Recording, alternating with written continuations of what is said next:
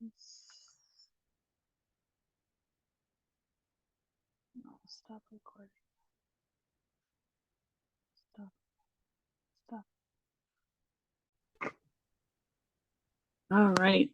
Okay. So we're here. So when we were planning out these early units, we're trying to figure out how did we want this, kind of obligatory unit of the history of midwifery, right? And a lot of programs talk the smear campaigns in the South, and the white immigrants and the midwives from the old country, and which is all true, and it's it's good to know, but I don't know. I don't want to say it doesn't matter, but it kind of doesn't matter for us. That's not what we're really trying to give perspective on. So that's why we're focusing on, and especially because it's not the student population that we're trying to connect with, that we're trying to serve. So that was our focus. Like, what do we think that's important? And we knew that especially if there was students that joined us that aren't private but are serving these areas, what do we feel is important to include, the awareness to include, and really giving a person why this person is it so different in Indian country, and what's the community. White cultures, mainstream cultures, were so far removed from our communal memories that we don't really have it anymore. But that's the true reason. It's definitely not true in any of the plain communities. And yeah, that's why it's important. Wrong way. Very, very, very quick history, and I apologize that this is really centralized about the pose on tribal communities in the United States. I'm not at all versed with the equivalencies in Canada, so I apologize for that. And these are a ridiculously short list, but this is a good representation of where it's starting, and all of these and really how they build on them. So the Removal Act, that was where the treaty started.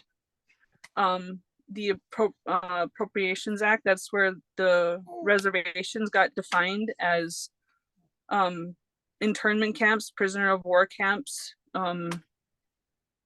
The Homestead Act, when all the white settlers were taking advantage of the Manifest Destiny Homestead Act. This was an additional act that allowed Native Americans to participate in this as long as they renounce their tribal. So yeah, that's a good one. The Native American Act of 1871, no, recognized by the government to not be independent nations, and turned them all into wards of the government by definition. And then the Dawes Allotment Act, that's where they broke up the reservations into gridded homesteads, and the massive overdrive of assimilation was kicked in with this one. This was directly on each other. The Dawes Allotment Act, that's where the rolls come from. That's where the blood quantum gets based off of, about their ancestors that were on the rolls. I don't know. I'm trying to figure out a way, because I feel like it's really important to understand where this is at, but I know for a majority of our students, I'm preaching to the choir, so I'm not trying to come professing like I know how all this is impacted. I mean, I definitely have seen it, how it impacts my children as tribal members too. And then, you know, the family that I married into. So I'm not trying to talk on this like with any sort of authority or anything like that, but this is the communal memory. Like this is what all the nations experienced. You know, the 1883 Indian Crimes Act made it prosecutable, federal prosecutable, to participate in ceremonies. You know, and then there was an amendment that any public gathering more than 5 people was a felony. Citizenship didn't happen until 1924, and it's not because they were trying to rectify anything. It's just because that they were trying to stop the Native communities from organizing and essentially trying to petition for statehood through the size and the population of the reservations. Organization Act followed after that. You know, that's where the tribal communities were demanded by the government that if they were going to keep getting any of the government assistance or government's promises, that they had to drop their chieftainship, whatever their chieftainship practices were, and they had to adopt to tribal council. Act is one that directly impacted the reservation that I live on. That's where all the damming projects, and surreptitiously, intentionally, not surreptitious at all. They weren't sneaky about it at all, but all the Pick Sloan dams happened out of reservations, massively flooded out, like all of the bottomlands, all the farming lands. 6 communities were flooded out. You know, and this is, like I said, this is a really, really short list, really, really short. And all of these ones have several amendments to it, but this isn't even getting into, you know, the generations of boarding school, the 60s scoop. And that one I know is particular, that's what it's referred to in Canada. It doesn't, not that I'm aware of, it doesn't have its own label here in the United States, but it's where, you know, children were adopted out, just taken from homes, taken from any of the fosterings, any of the boarding schools, and they were forcibly adopted out. You know, then the IHS sterilizations, and there's documentation on this reservation that those were happening intentionally and labeled as such up until 89. I mean, we know that they still happen to minority groups. They just they're a little bit more slick with it, you know. This is so weird trying to talk at this computer without like seeing anything. And then, you know, I think it's really important for those of us who aren't tribally affiliated by blood to be aware of these things. I think it's really important for us to know too that there's still boarding schools.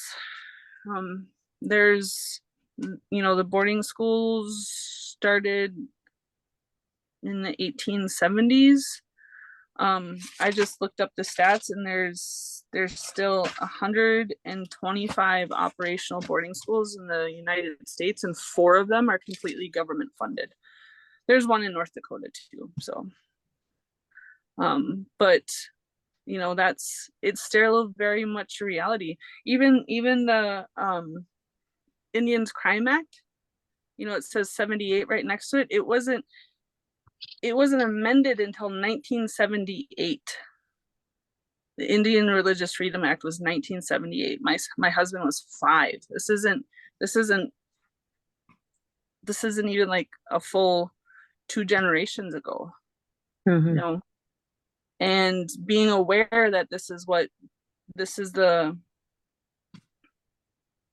communal memory of either the communities that we serve, or in my case, the community that I live in. You know, my children, I meant to bring it to show the couple of us that don't know what they are, but the CBID cards, you know, my children have to have identification cards saying that they are enrolled in their own tribe, just to, you know, to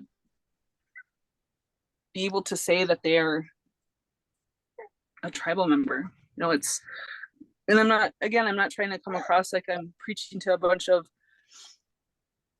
women who this is their lived experience.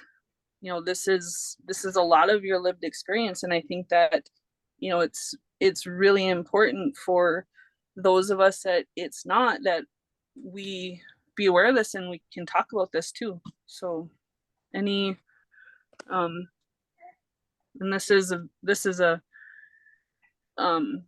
very famous picture. I don't have a pointer, but the guy on the front right was the chairman, MHA chairman, when the Pick Sloan project was signed in 51, and the dam was completed in 54, and it flooded out all of the bottomlands and farmlands of Fort Berthold.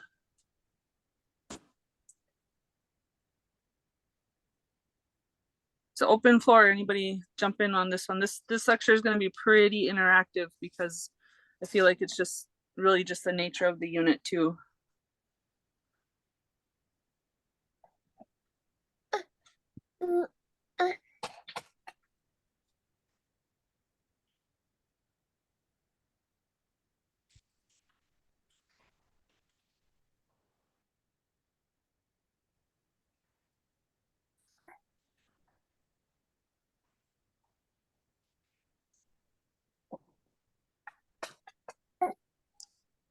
Does anybody want to? Did my computer freeze? I hope not. No. Can you guys still hear me all right? Yes. Okay. Yep. Anybody jump in? We don't. I don't think we're not gonna make it a practice about quoting about submissions. But if anybody would like to share part of their submissions for this section, or maybe something that came up in the questions for them.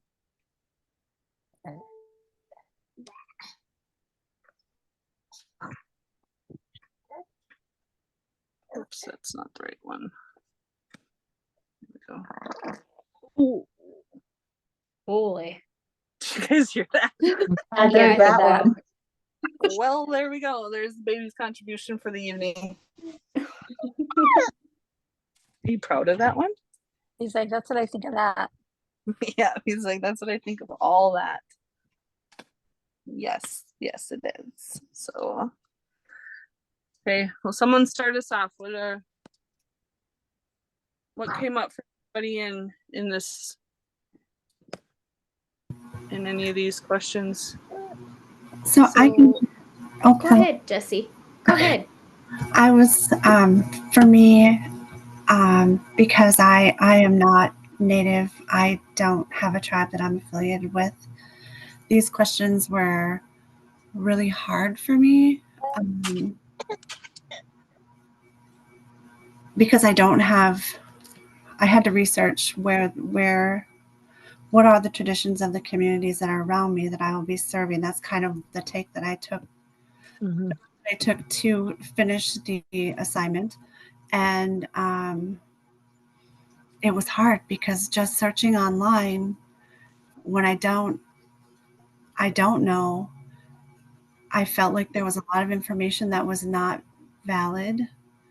A lot of, every time I tried to do any kind of search, like midwifery care through Indian Health Services and midwifery care on for Ojibwe women traditional care, I would come up with a .gov site, and or so, it was always something government controlled, and it was hard for me to find information that was true, and it really hurt my heart because I just want it to be true. I didn't want to I didn't know where the true information was, and I felt, because I don't have any other way, just like really white. I didn't know what to do. And I'm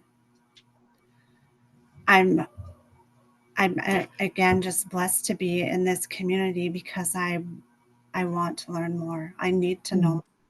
Mhm. And I don't know. I guess I don't really have a lot of words for it. If that makes any sense to anybody, it was a heartfelt assignment with those questions because it wasn't my community. So. And I think what's interesting to add, thank you, Jess, is that everything was curated, right? There were no native owned websites telling you about these things, no native centric, all just let's feed you the narrative Yep. of what's happening here or what Yep. has happened here. Exactly. And it was it was really emotional and exhausting to me, going through just learning about. To me, it felt like, because I talk to you guys, I have, you hear stories through other midwives and other people, and that the stories are out there, but if you actually go try to search for these stories, they're gone. And that was hard. That was a hard place to be. And I really wanted to do the questions justice and find that, what are the traditions? I really wanted to know, and I don't feel like I was able to find them. So I hope that those of you that do know will share, because I really want to know.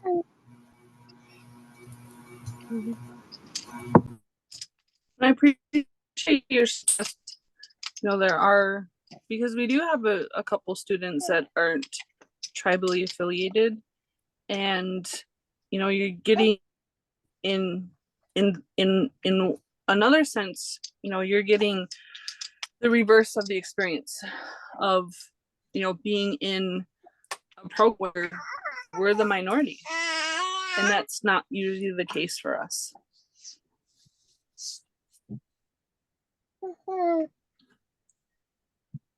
Is there anybody that would like to share either how these acts maybe particularly affected their families, or maybe more importantly, how did your families and your reserves and your tribes and your people, how did they maintain the closeness? I know that for where I lived on Fort Peck, a lot of it obviously was very underground because it was illegal. And so there's a lot of the elders that were children when some of this stuff was going on. All they've said is that they were hesitant to even speak their language when the laws changed.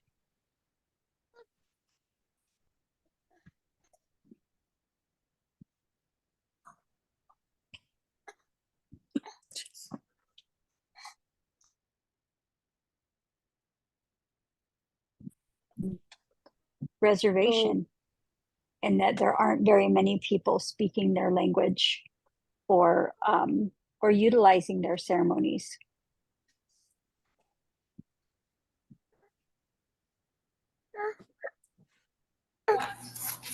I can talk for a short second. I'll try to make it a short story. So I was one of the children that was scooped up in the early 70s and adopted out. So I didn't necessarily grow up knowing any traditions and cultures. But when I met my family, I immersed myself with as much as I could. I will always be a lifelong language learner. What I have learned from my family and my relatives back home in Prill and I will tease each other, Pine Point or Ponsford, same area, but from Ponsford. My great grandmother was one of the ones that kept our traditional Medea Lodge going in the backwoods of Ponsford, and literally they had to like sneak out and hide to go participate or have, you know, even have that Medea ceremony or the ceremonies that we had. And and then her children, so let's see, my dad, so the language started fading after that, and my dad, when he was a young boy, knew the language, but now he's forgotten it, and he's like gonna be 80 this year, so he's forgotten most of it. So it's affected my family. Short side story, my dad delivered my aunt by himself when he was a young boy. um, Definitely has affected my family. Most of my family are urban, my immediate family are urban natives, but I think it's upon, um, it's how, for me, I'll just say for me, um, it was important for me to raise my kids and my children and to learn as much as I could. So I moved myself and my kids back to the reservation to learn as much as we could. And we went to ceremony after ceremony. I'm very thankful because of, you know, where I am today, and um, I'm able to help our community that we have down here in the cities, and I'm thankful for Pearl, my side partner there. Um, but it definitely, and I can see that when I went back home, I can see it with our urban relatives that we have here. There's so much that has been lost, and they want so much more. You can see all the intergenerational trauma that our families have had, and they've lost their identity, which is really important for, I don't know, I'm preaching to the choir here. They've lost their identity, and it's something that I really believe that um, if we lived our lifestyle from back then, you know, we wouldn't have as much. If we had all our sacred tools and knowledge that we had, it wouldn't be as much of a struggle that we're having today. Mhm. For you. Thank you, Shoshana.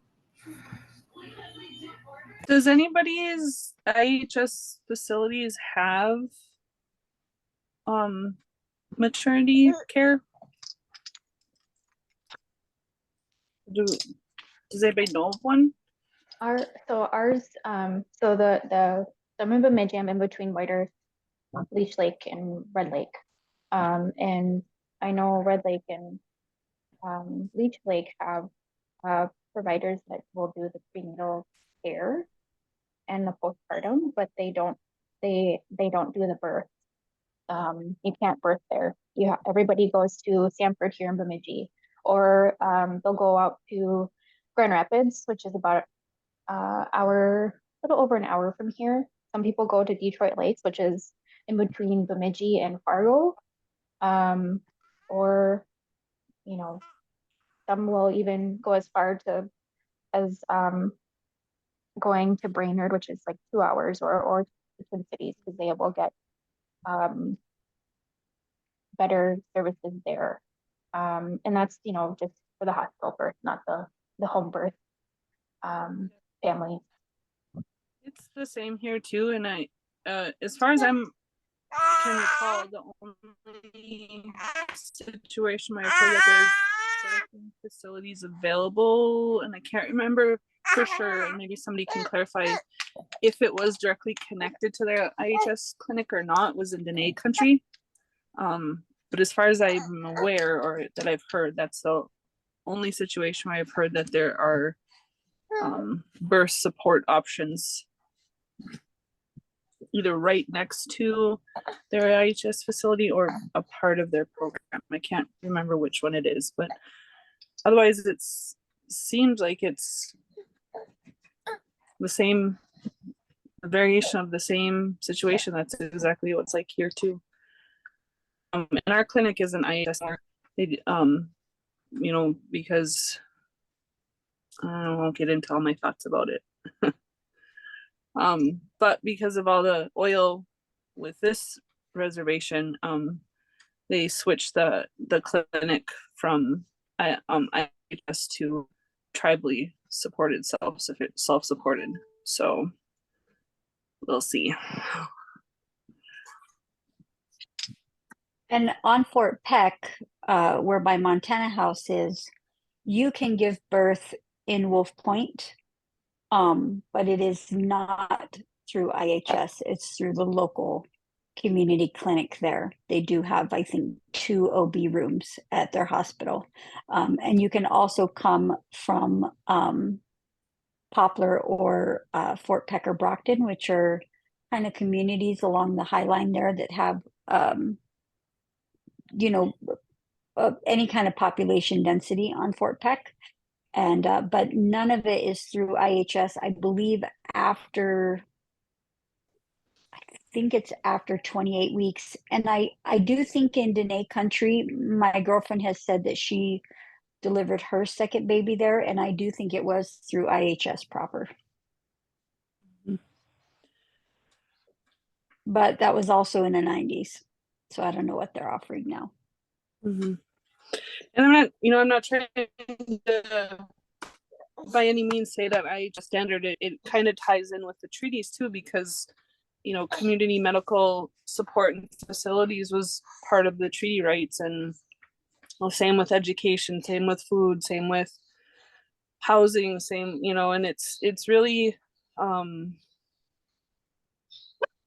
I don't know, and not to sound flip about it, but it's one of the big gaps of treaties being unfulfilled, and how it's intentional and how it is intentionally continuing to fracture the community structure.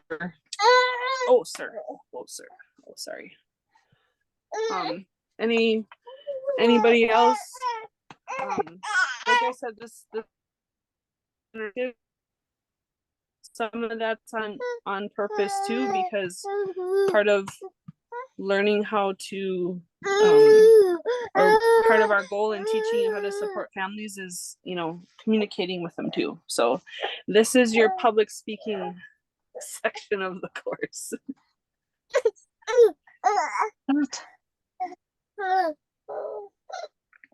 So when I was working on this, my undergrad, I had a lot of classes that were about our history, like as a Turtle Island, like as a whole.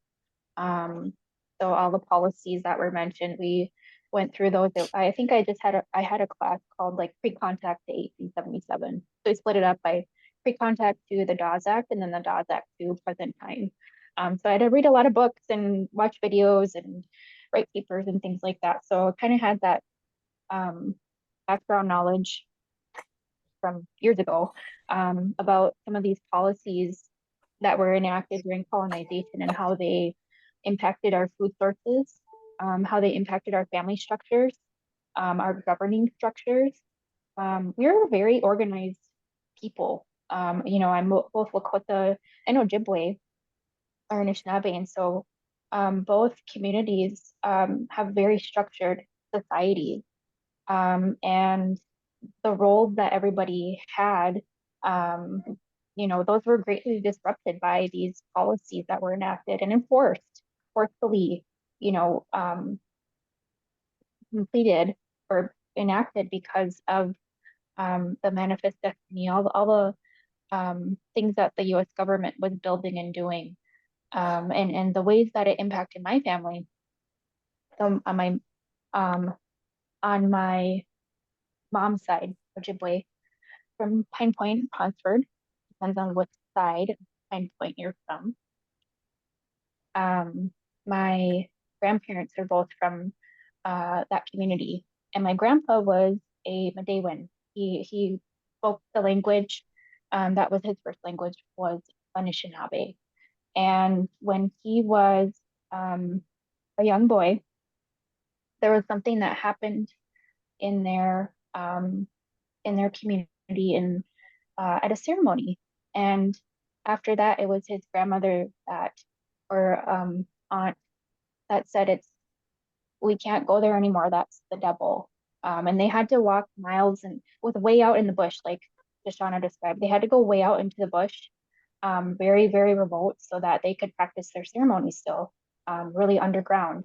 And so when that happened, my grandpa started going to the church, and my family's that side started going to the church. And he went to boarding school. He went to, I think he was probably younger. This was very common, younger than actually allowed to serve in the military, because that was a better option. So my grandpa and his siblings all served in the military. They signed up together. They went to World War II and came back. Some of them went to the Twin Cities and stayed there and raised a family there. And some went back to the res. Yeah, and so the language part, my grandpa never spoke any Ojibwe to us growing up, or my mom or my uncles. Never heard the language or any of the culture really outside of them bringing us to powwows. So I didn't really grow up with a lot of that. On my dad's side, the Lakota family on the Missouri River, they were greatly impacted by the Pixbone, the damming of the Missouri River, and a lot of the things that they would harvest were harder to come by. I know that also on my dad's side, my dad also went to a boarding school. He was sent to boarding school when he was just a boy, and also had a lot of the culture before then. Would ride horseback to town, like really just kind of running barefoot, living in really good relationship with the land and his family, and went to boarding school, and then was adopted out to a foster home, Christian white farmers, and he carried a lot of those like kind of Christian views sometimes. So there, none of the language, not really a lot of the culture in our home growing up. In my,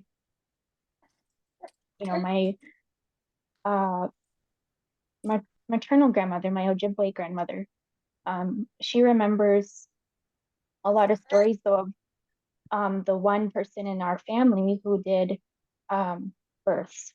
She did births. She was also a healer. She was the same person, and everyone in the family would come to her when they needed something or they were sick or not feeling well. And she has a lot of stories of her. I don't know if she remembers a lot of them right now, but she has shared that we'll call her grandma. They had to be careful. They had to be careful who knew. So a lot of it was protected, and that's the reality of these policies that have truly impacted what care looks like, what our family structures, what's normal, and what was kind of removed or disassociated when we try to come to the present day from all these policies that were so forceful, so disruptive, and so violent. I think a lot of them were very violent, and they're heavy. Having to learn about the ways that our family structures were impacted by boarding schools, and by all the ways that families were split apart. It can be pretty heavy. And so I noticed when I was writing for this assignment, I was like, oh, it brought me back to all these things I had to read and view. And it was really heavy because it was the first time I was learning about it. 18 years old, finally learning about what happened to my people that I didn't have words for prior to. But I think I understand now, understanding the history and how it lays kind of the framework or the foundation of what we're building by moving towards a place of reconnecting, of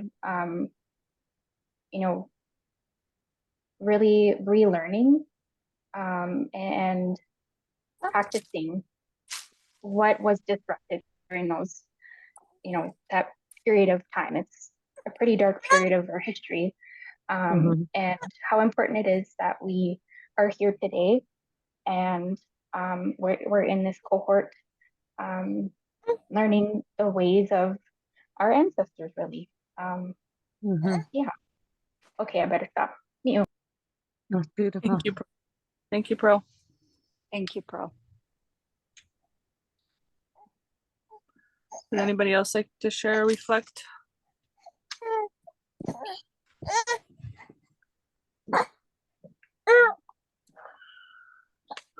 I do also think that it is, it's important to know some of the modern mainstream or white culture of midwifery, that history of midwifery, because in the sense of like that's pretty much going to be the entire perception, one of those words, of a lot of peers, a lot of midwifery peers, like, and the midwifery profession as a collective, it's kind of their collective identity of what the history of midwifery is too. But we didn't really want to focus a lot of the, the quintessential reading that usually gets brought up in this portion of courses, but in a lot of senses, a lot of parallel similarities, just on a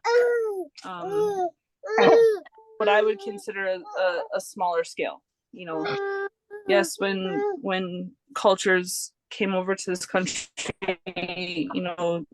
the grandmas that were supporting birth, or the aunties that were supporting birth, they were all smear campaigned by doctors, and well, they're just backwoods and uneducated, and but that's all really well documented. And I kind of feel like if that's an area of knowledge that you would like to expand on, those are pretty easy to access. I would also point out the correlation between what we could say as modern, maybe white girl midwifery, for lack of a really more appropriate term. Their big push in dealing with some of that backlash was to push for legislation and legitimacy through regulation. And when you look at the granny midwives, Appalachian midwives, Black midwives, and how in particular Flexner affected them, what modern midwifery has done in that is been to kind of piggyback on that and then push for regulation and licensure.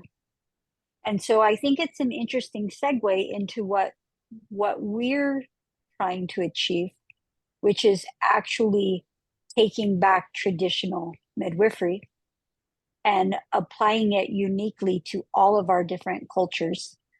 And then to do that with an eye and a heart for, you know, Native communities who, again, like Jessica said, the information is not well known out there. And then, like Jane said, if you want to look at the history of midwifery in the US, it's going to talk about Appalachian midwives. It's going to talk about Dutch midwives coming over, German midwives coming over, Black granny midwives. There's not even a blurb in that for traditional Native midwives. And I think that while the slight may not have been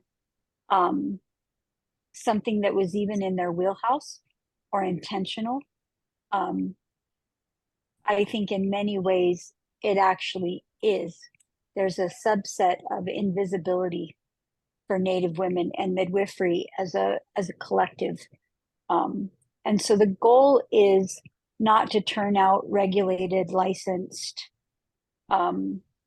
you know, clinically driven midwives who are still afraid of obstetricians and medical schools and all of those things. You know, the goal is to recognize that we don't have to actually fix what was not broke.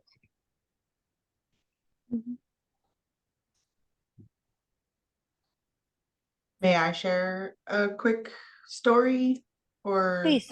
what kind of led me to start this?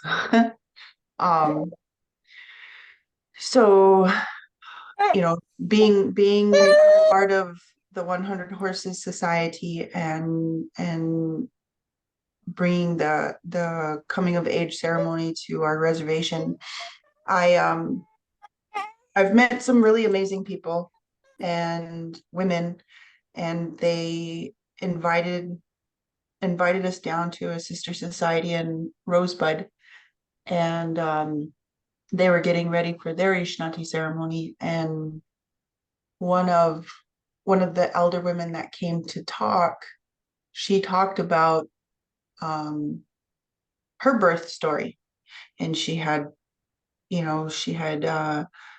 shared a story about how she was in a group of other elders, and these elders had one of them had said, you know, why are all our kids so disrespectful, and they don't, you know the traditional ways and carry themselves in a certain way, and somebody had said it's because there's a white doctor that is the first to touch the baby and spank them. And they all laughed. But then she went in to talk about, you know, her birth story and how where she was born. She was born in the Sand Hills in Nebraska. That's where her placenta is buried, or not buried, it was tied into a tree. And how her dad was the one who delivered her and was the first to touch her and take out the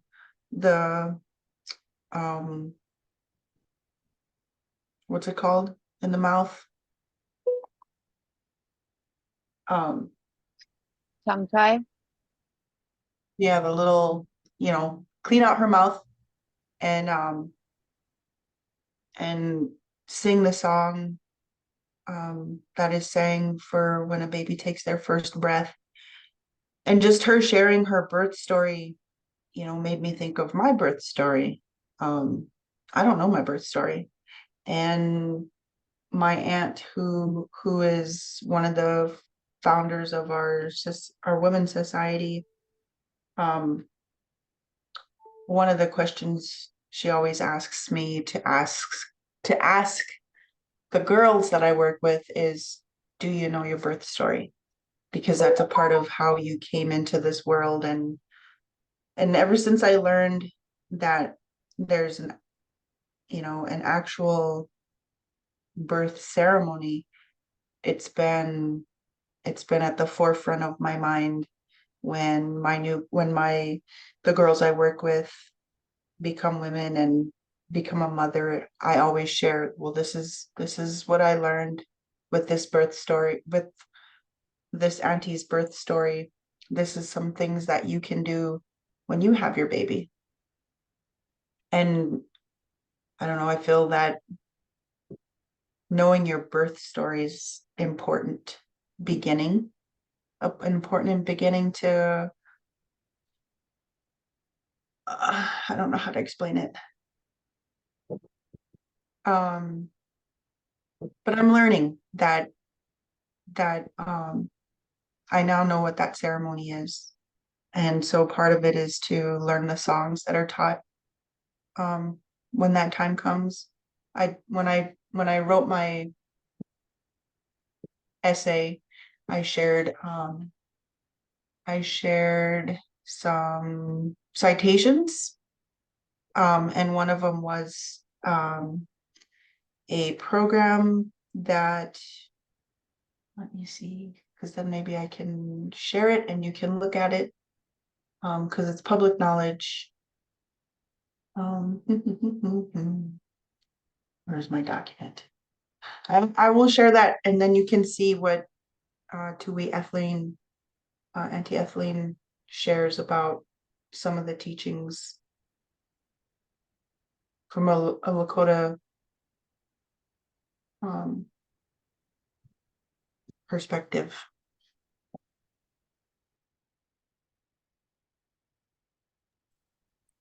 Thank you for sharing. Okay. Yep. Well, and to carry over, that's why we thought that it was important to bring in and for you guys to be aware of the Flexner report and the Cochrane reviews in particular.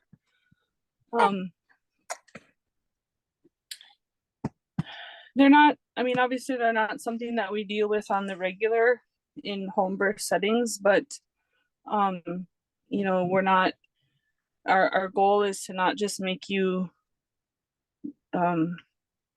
competent home birth midwives, but that you're competent in your peerage too, and this is especially the Cochrane reviews, like that's what ACOG is almost completely based off of.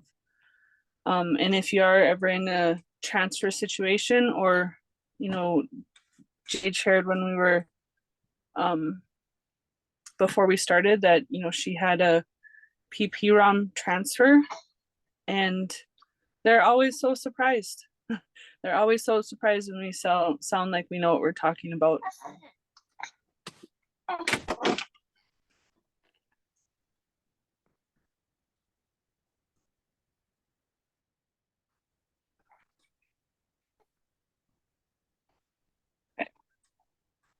So the next section, the publication, citations, and sources. Medina brought up a question I wanted to ask. Do we want to, how do we feel about maybe compiling everything that was submitted and just make that like a shared document? For those of us that have our shared tribe affiliations, or not. Auntie's the only other worker on here for me to commiserate with. Auntie, you're so quiet. You feel like you're like so far away. I just want to hug. I gotta come back to Bemidji, Auntie. You bet. There's lots of hugs there. Anyway, so okay, so the whole port. Well, why are we asking you to do this? What's the point? Okay, well, so part of it was can we see what's still out there, what's still available, and Medina brought this up too. Some of it's public knowledge, some of it's already shared or published, or it's a public resource, and some of it is not, and some of some of it is wrong, you know. My personal experience, when I learned that a lot of the Arikara stories that were written down, they were told by the white linguists the wrong stories on purpose, you know,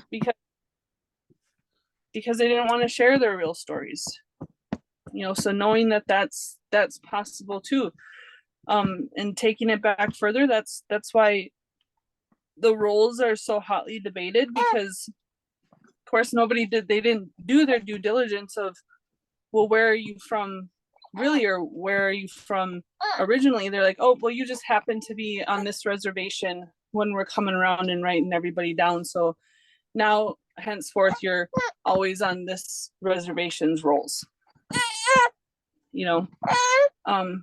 Hey, chill out, buddy, chill out.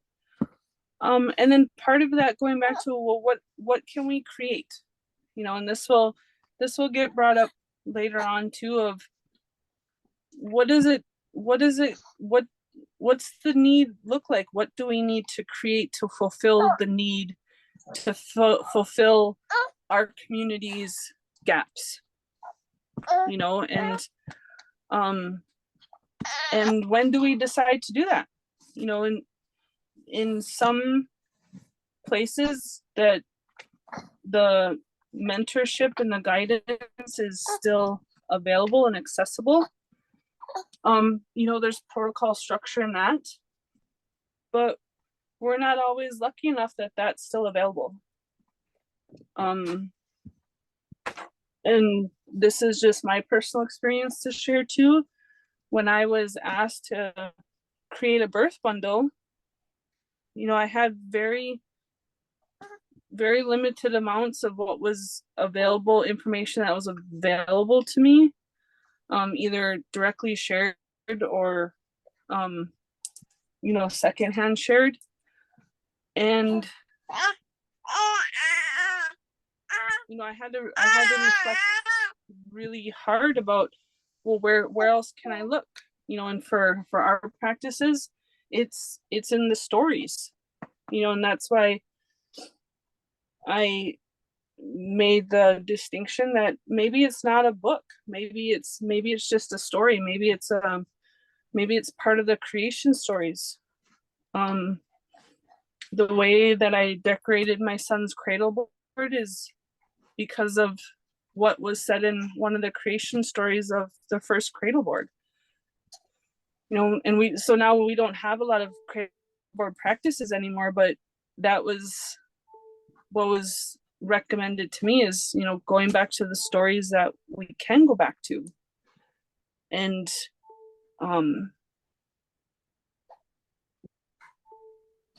I was in South Dakota a couple weeks ago in a women's space, and they were saying that someone was sharing that one of their grandmas wanted all of the Native women to not be scared and not worry about feeling like we've lost, that so much information has been lost, because we can always go back to our prayer to find that connection again.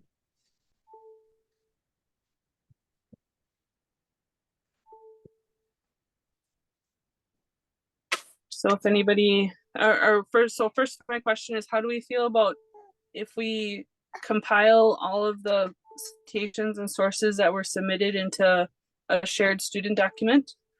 And then secondly, if anybody would like to share about some of the publications or citations, stories, or sources, were you able to find more, you know, more than what you thought, or more than you're already aware of?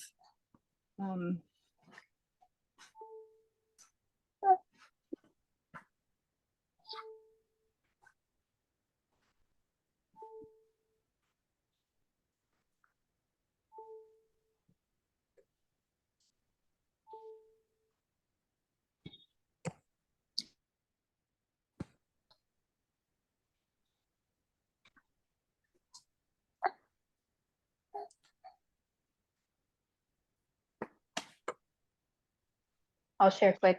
I'll make it really fast. When I searched for specific to my tribe for the healthcare, I couldn't find anything specific to healthcare. I could find a lot on history, but not like, healthcare specific. But when I did a broader search of like Lakota or Anishinaabe, there were some publications out there that included some healthcare. Maybe it was like a chapter or something like that. And then when I did a broader search of like American Indian health, a lot of it was written by non-Native people. And if it was by Native people, it's like it wasn't healthcare specific. Yeah, that's what I came from.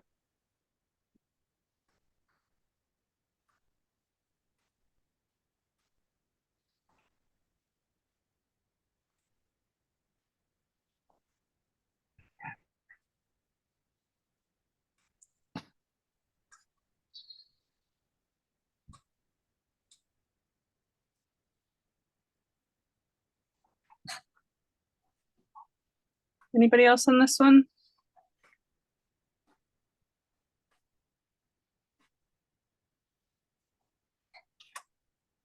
Okay, I have one thing to add. Okay. And the I think part of that is what you've already shared. A lot of the practices, the healthcare practices, you know, went underground. A lot of those teachings and practices were passed down by oral tradition or, you know, passed down orally. So a lot of it was not written down. And I think that is also a testament to how strong those oral traditions still are. And then I want to add to that too, like things were passed down, and some of the things that survived might be different, like different circles of families have different teachings, you know, so one thing might be different over here versus over here, you know, they might do something differently over here, and then over here they might do something different. So there are different teachings out there that are there might be something so minute, but it might be something big, you know, because each family had their own different stories and teachings. So I just want to share that too. Thank you.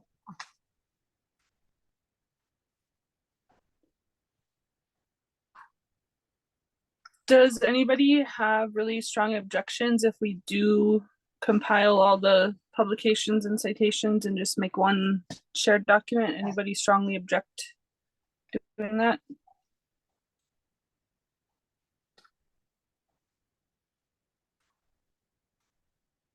Okay. So this topic, you know, we'll come back around a couple different times throughout the course. You know, not necessarily in the form of publication, citation, sources, but you know, the whole creating practice. You know, what are you going to pass on? What are you going to create? What are you going to, how are you going to practice? What is it going to look like for the style of support that you start with? You know, and I say it that way because you'll revisit it in 5 years, you'll revisit it in 10 years, and then, you know, when you've been supporting birth spaces and, you know, pregnancy ceremony spaces for 20 years, it's gonna look totally different by the time you have your own apprentices, or maybe one of your granddaughters is who learns from you, or, you know, thinking about those things now, like planting those seeds now and making those wishes for our future generations.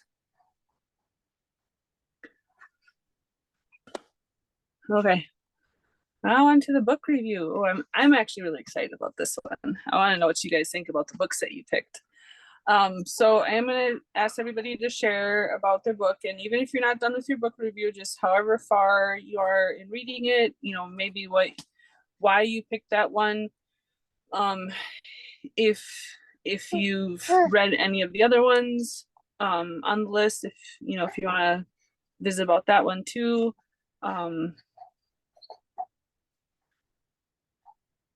Who wants to start us off?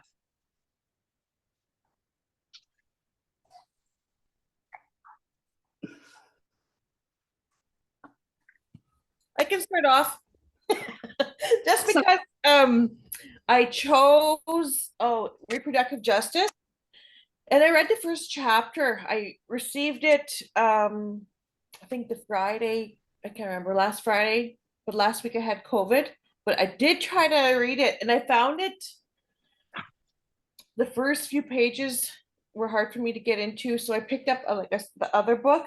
In part, I picked up the Indigenous experiences of pregnancy and birth, and that one, it was also a result to the first assignment, because some of you had shared that, trying to find this information, and I thought, what kind of drew me into that reproductive justice was it gives you like a preview sometimes, right, when you're looking at books.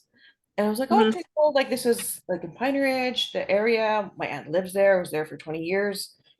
And then when the assignment came, I'm like, no, I kind of want to learn about or read about something closer to home, or this side of the medicine life. Hey.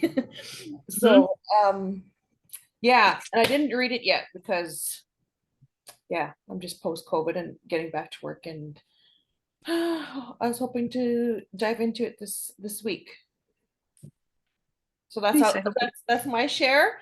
I don't know how you guys found the book, but I found it the read for that reproductive justice. I just knew the style, I guess. I gave it the first chapter a try, and I found it like it wasn't a smooth read for me. It was a lot of commas in a sentence, like 3 in a sentence. I was like, no, I don't like this type of I don't like this type of read. I just want something, yeah, it was just too, it just wasn't my style. I didn't enjoy it, so that's all I'm gonna share. Well, I'm glad you found a different one that you're Yeah, looking I'm kind of forward. excited. Nice. So, yeah. Anybody else pick either of those? I'm gonna chime in just real quick because I had a similar experience. I did the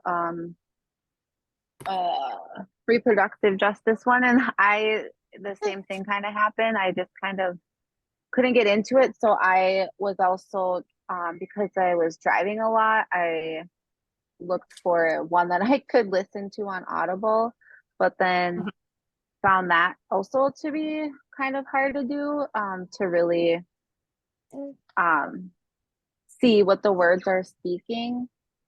And so I have to finish reading my book as well this week. I have been out with COVID, a car accident, and 2 deaths in my family. So I am really doing my best to try to stay on top of everything, and just wanted to say that out loud to the group. And I hope you can hear me, because I don't know if I'm frozen or what. No, gotcha. Yep, I can hear you now. Yep, you're good. Yeah. Did you hear my whole thing? Yes, we did. Okay. So I can go next. I also picked reproductive justice, and the same. It's not. Sorry, of course, when I start talking. It's not an easy read. It is pretty dry. It's very factual, but I am a nerd. I will say that. It's got a lot of history in it, and I like the timeline that it follows. I have one more chapter left, and I am enjoying it. We did do a road trip, my kids and I, and we did The World We Used to Live In on Audible, and we listened in the car. Much nicer to listen to and read. It was great stories, and we all enjoyed that very much too. But I'll do my assignment on reproductive justice, and yeah, it's not an easy read at all. It took a long time. Nice. What did you think of The World We Used to Live In? We just kind of got lost in it. Yeah. all the stories and it had the Audible. I don't know if it had like the music, and his voice was amazing, and just oh yeah, we loved it. I have a 16-year-old and an 11-year-old, and we were driving in the car, and they couldn't wait to get back in the car to listen to more of Yep. the stories. So that was really fun. Yep. Yeah. I like that book a lot, and not just because there's a whole story in there about the Rick Medicine Lodge. It starts on page 104. I even know what page it starts. Yeah, I'll do my typical. It seems like every Audible book, I then buy the book to put on my bookshelf. I don't know, so it'll be on my bookshelf soon. That's a trophy when you listen to it and then you buy the physical copy. Guys, I look really scrubby today, and I'm laying on my brother's bed. Anyway, that's your trophy after you listen to it or read it like on Kindle. Then you got to buy your trophy to set on the counter, on the shelf. And since I already butted in, I'll butt in. I'm still finishing up God is Red. I was torn when we could choose books. I was between God is Red and Medical Bondage. I can't remember why Medical Bondage was on my list for like making a choice, but ultimately I chose God is Red. I like learning more about religion and things that challenge the views that I grew up with on religion. So I'm always trying to expand and like learn outside of that. So that's why I chose that one. And the beginning of the first, like his first intro stuff was really hard to get into. I can't remember I think Lana, were you talking about the multiple like commas in something, or like if something's written weird? His isn't like multiple commas, it's just it dumps a lot of like, this was happening over in Washington and this was happening in California. And I after I finished the chapter, the very first chapter was a lot to digest, and I like kind of got it afterwards. But while I was reading through it, I'm like, where the frick is he going with this? Like it's ping ponging back and forth to different places and whatever. But I've since gotten more into it. But I thought it was really cool. The author, and he wrote the first 3 books on this list. He was born in Martin, South Dakota, and my dad was born in Martin, South Dakota. And my dad shouldn't have been born there. He is the youngest of 8 kids, and all of his older siblings were born there, but his family had moved to where we live now before he was born, but they had went to go visit family for a week, and so he happened to be born there. And I don't know, I always think it's cool that everybody's connected through some way or another. I asked my dad if he had heard of him, and he hasn't, which they were born like 30 years apart, so it makes sense. But anyway, I'll quit rambling now. Thanks for sharing. Couple more. Who wants to jump in next? So I'll go next. I partially read Reproductive Justice, and then my husband's a nerd, I'm a nerd. You can download it in a PDF file from the Internet Library. And so we downloaded it, and I have this app where it will read it to me. Nice. So I had it read to me. And so I read through it, and I am a nerd, and I liked all of the facts, and I felt that the stories that she shared, that the author shared from the other women from Pine Ridge, I found it relatable, because these are stories that I'm used to hearing from women who gave birth, or whether it's a good thing or it's a bad thing. The stories were, I don't know, maybe I shouldn't say too much because some people haven't read their book. I liked it. Yeah, I liked it.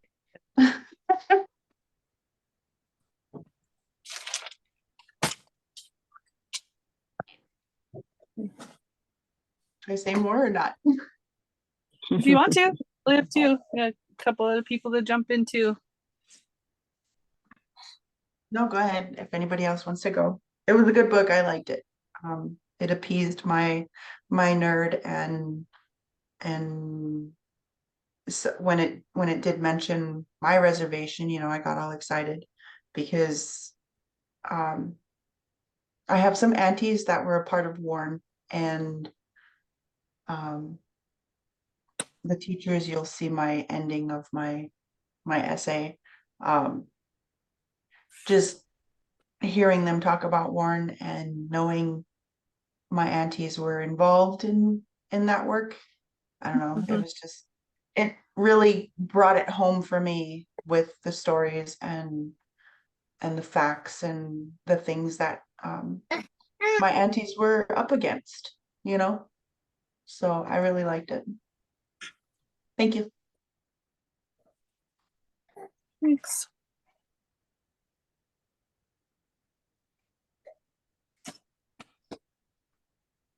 Did anyone read Reproductions on the Reservation? Besides me. I think Cheyenne, Shoshana, and Pearl need to throw their 2 cents out yet. Yeah. What do you think of that book, Twin? I liked it. I've actually read a couple of Theobald's histories before, but because my husband recruited off the Crow Reservation, I wanted to read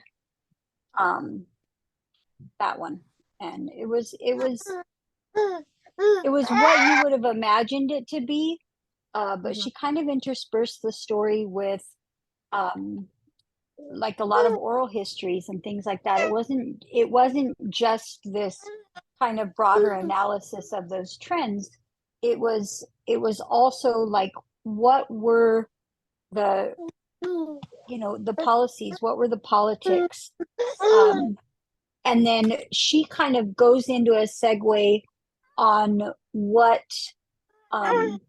she would like to see different, which I thought was kind of a neat's probably not the right word, but it was kind of a way to just wrap up the statement itself. She makes a statement about or an argument rather, that colonial politics have always been reproductive politics.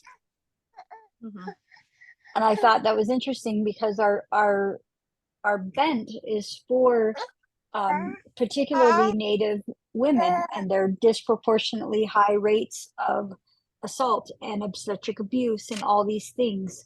But Theobald's argument is that this is kind of a long-standing thing that gets kind of swept under the rug. And so all the little poli-sci buttons of my college years were activated. So it was good. It's a tough read if you don't know what the local history is on the Crow Reservation, and just some of the history of the eugenics that occurred there, and some of the infancy of the reproductive rights movement within some Native circles. Had a lot of people from that area.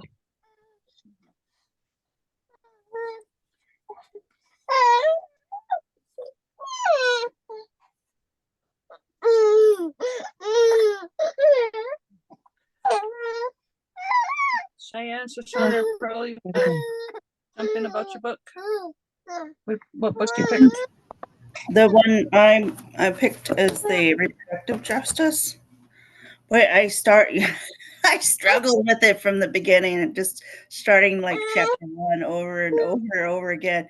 I'm about 3/4 of the way through. I still, I'm gonna get it done. But I can see how it's important about learning like some of the history of Indian health services and um, how much strength our relatives have, and um, if we can just come together to be able to find better ways to take care of our women, like creating more and native midwives to serve our own people, and yeah, it's been a struggle reading it. So Well, thanks for powering through it.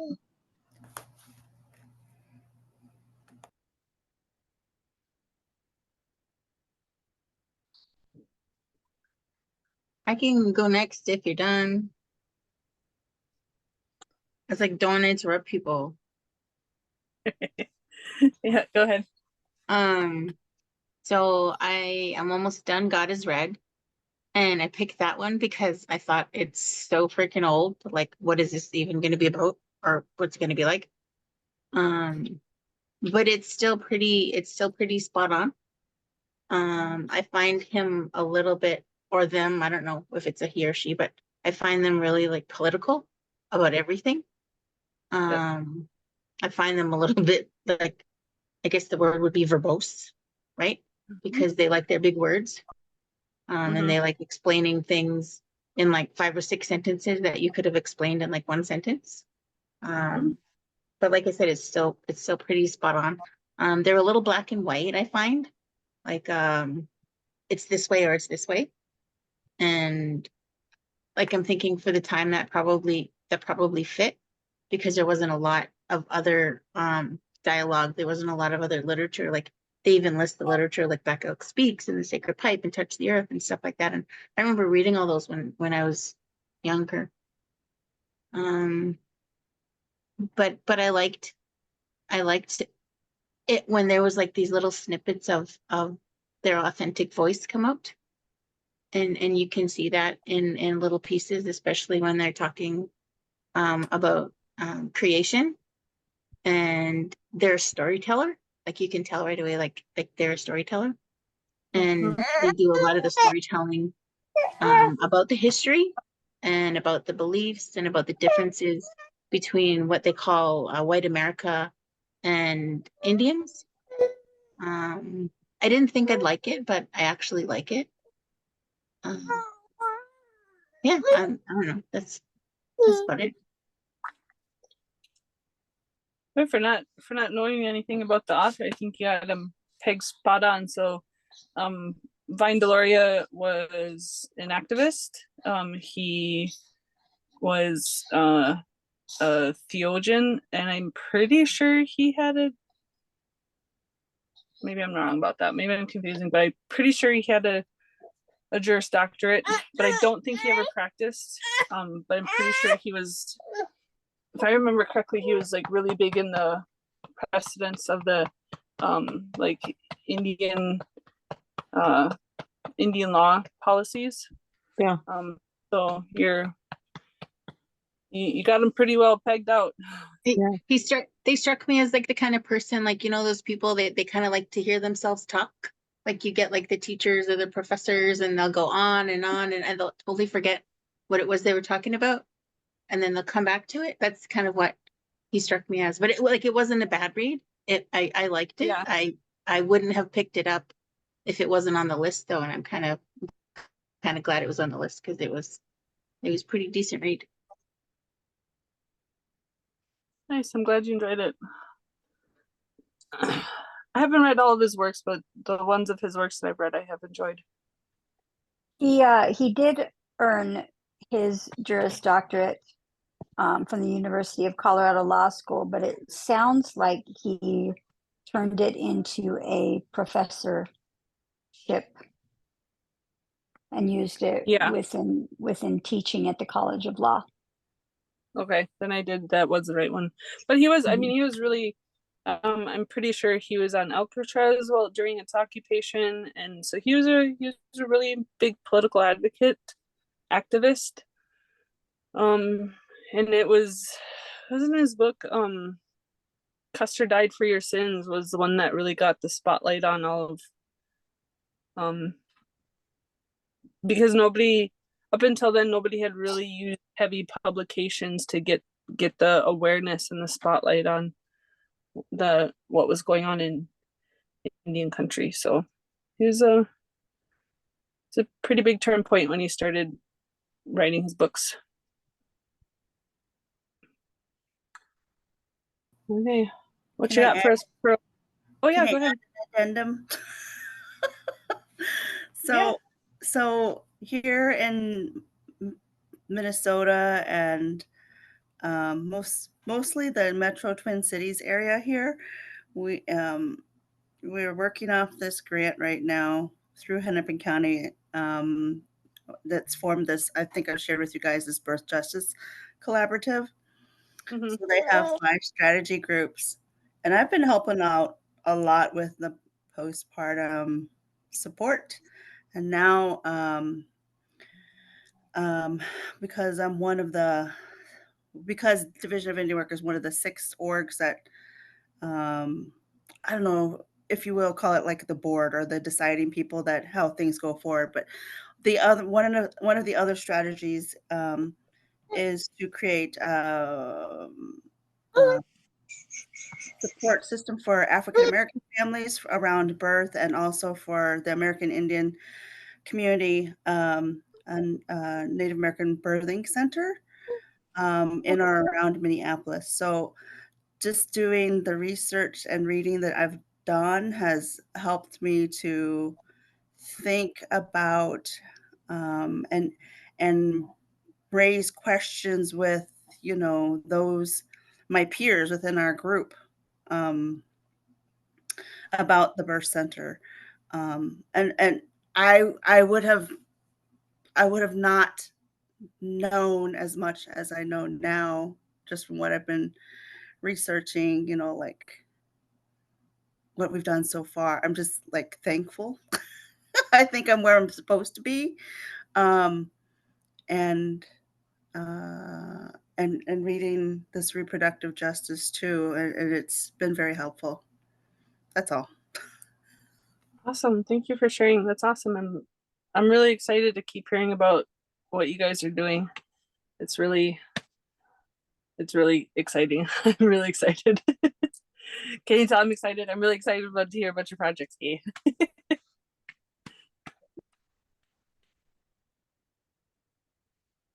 Hey, Miss Pearl, last up to bat, which book did you pick?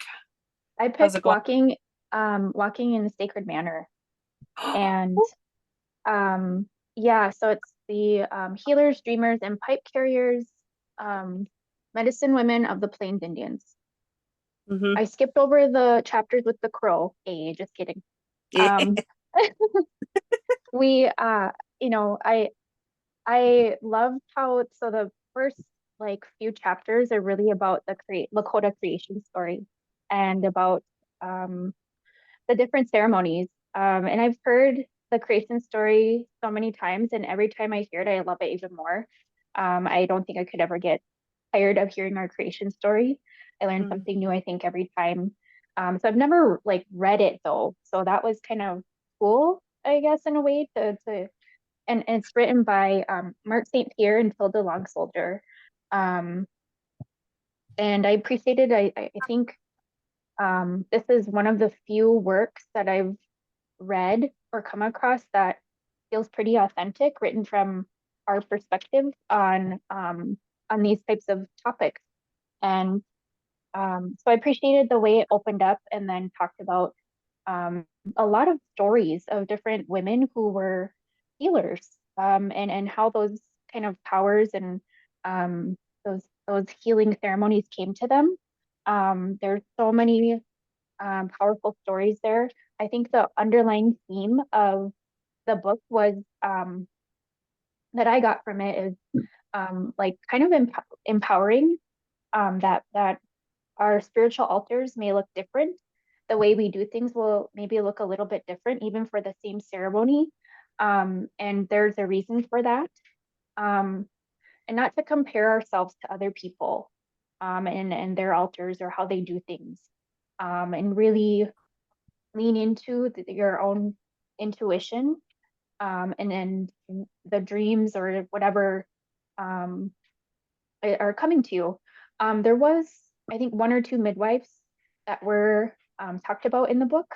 So it was kind of cool to read about their experiences and kind of what they learned. And they learned it directly from like their mother, how to be a midwife or someone in their family. And a lot of times the midwife was also a healer that could doctor people.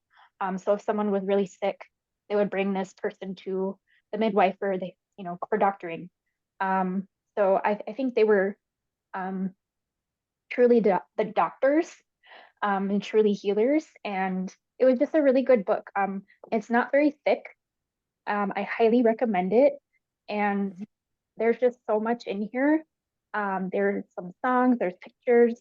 There's some really funny stories to me that were so good. Some of them made me cry. I really highly recommend it if you are looking for another book from this list. I give it 10 out of 10. Okay. Awesome. I'm so glad somebody picked that book. I have a shameless plug about it. So the picture on the front, you want to show the front cover? That's one of my children's blood relative, Iron Woman, Woodzash. And I always like the story, her story of how she even got to Fort Berthold, because she's not originally a 3-triber. She's from Sioux Valley, originally up in Canada. And how she got here was her family up there, they had reserve agents, the government agents, and one of them tried to force himself on her mom, and her dad killed him. And he took his whole family. They had 11 kids. He took his whole family, and they had a new baby, a 3-month-old, and they went on the run. And they left that 3-month-old with the family there, and then they dropped down into Minnesota. And every place that they stopped, they left one of their children. And so Uwadzash was left here on Fort Berthold. And so there's that family line that connects on each. So they dropped down, and now this isn't going to be helpful because I'm always bad with names. I'd have to ask my husband because he knows all the family names of the kids that were left in along the way. But they dropped down, and one of the children got left in Red Lake, and then one in Spirit Lake, and then one here, and then one in Fort Peck, and then one in Crow Agency, and just all along the line they were going out to. His goal was to get to the West Coast in Canada, but he knew he couldn't travel through Canada because they'd be hunting for him. So that's why he dropped down into the States and then went along I guess what's now what would be Highway 2, but that whole top side of the States, and then went back up in Washington.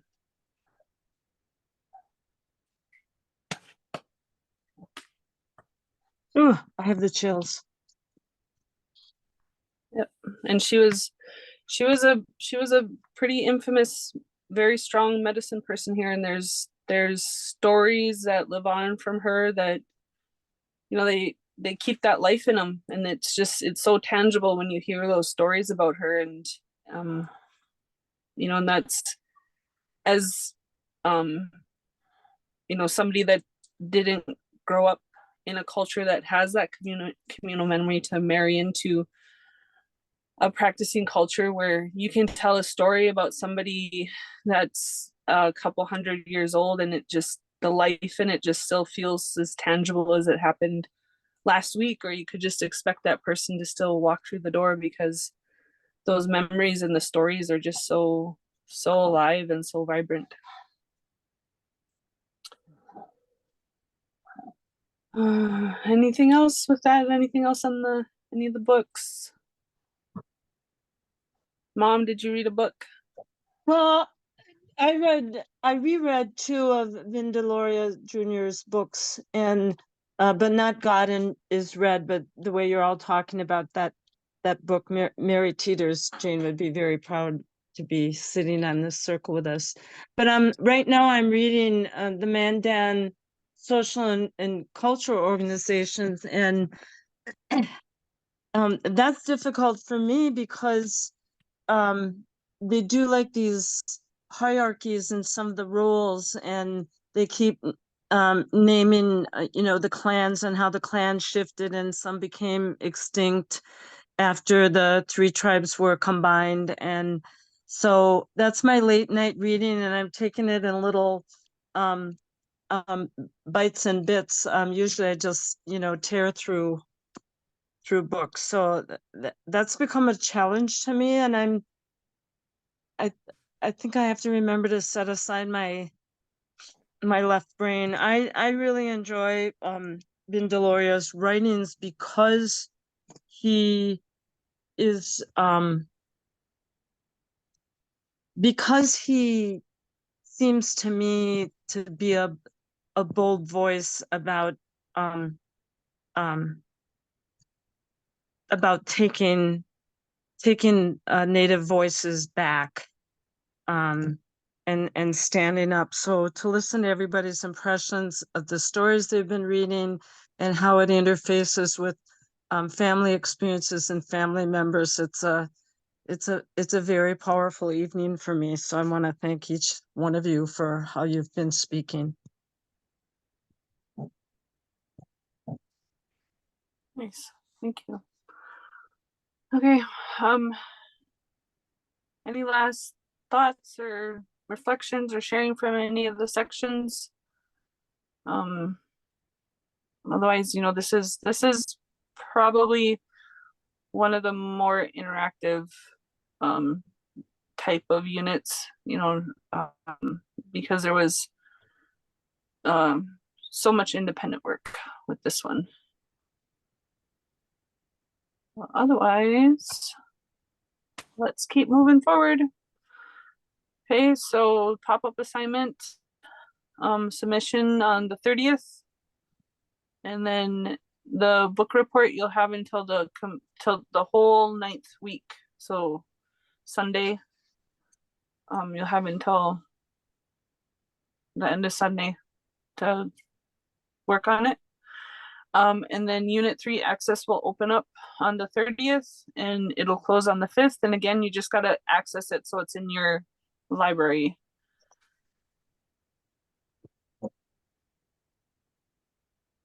And just to reiterate from one of the emails, once you get your book report submitted, then we'll be mailing out books for Unit 3. The Did I miss anything? Barney's, yeah, because we have limited books on Barney. If you go onto Amazon, you can download it as a PDF. There's no cost for that. So I have 3 there. I have Jessica, Pearl, Taylor. So I think Jane, I don't know how many books you have left over there. Let And me then go we take a have peek. to, yeah, because I don't know how long it took for the mail to get into Canada. I thought it went by really fast, but then if you guys said you just got them recently, then that took a long time.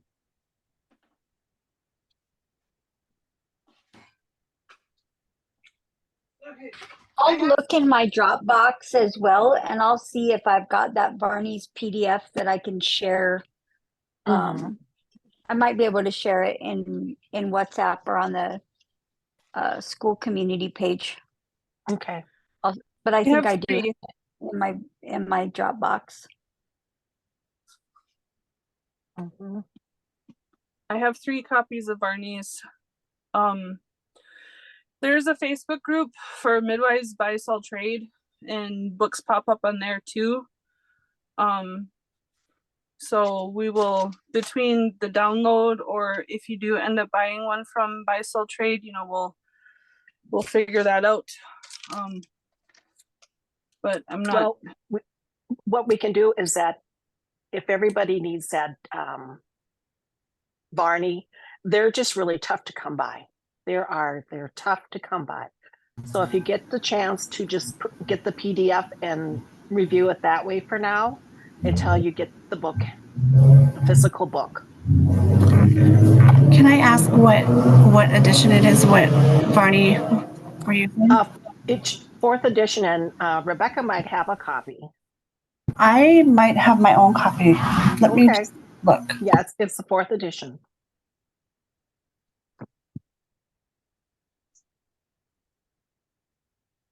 What is the title of the book? Barney Midwifery. Barney's Midwifery. Here I am looking up Barney. Is this the one? Yes. Yes. Okay. Yes, it is. If you have one, I have my own. It can go to somebody else. Okay. Okay. Thank you. And I do have the PDF. I can, if somebody would prefer an email copy, just let me know.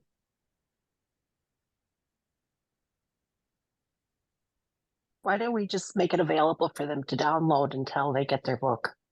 Okay, I can do that. Mm-hmm. Is there a certain edition that we have to have, or 4th edition? I have the 4th edition. We'll send that email out through the school one. We'll just send it to everybody. Mm-hmm.